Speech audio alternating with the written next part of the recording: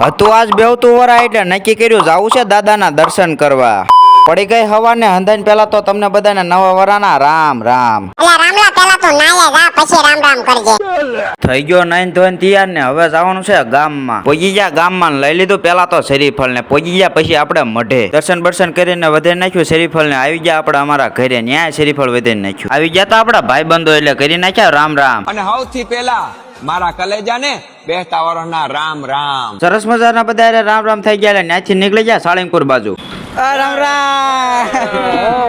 બોટાદ ભેગા થઈ ગયા તા ભાઈ બંધ એટલે ન્યાય કરી નાખ્યા રામ રામ. બોટાદ માં પહેરાઈ દીધો ગાડીને હાર એટલે ઓન ધ વે પહોંચી ગયા આપણે સાળંગપુર. ગાડીઓને પાર્કિંગ જોઈને તેવું લાગ્યું હતું કે આપણે અંદર વારો આવે એવું છે નહીં એટલે આપણે કરી લીધા બહારથી દર્શન. પી લીધી સોડા ને નીકળી ગયા દાદાની મૂર્તિ બાજુ. ઓહો ગળજી તો જોવો. નીકળી ગયા તા સાળંગપુર થી બોટાદ ને બોટાદ પહોંચ્યા તા લાગી હતી ભૂખ એટલે આવી ગયા સંઘારેલો રોટલો ખાવા.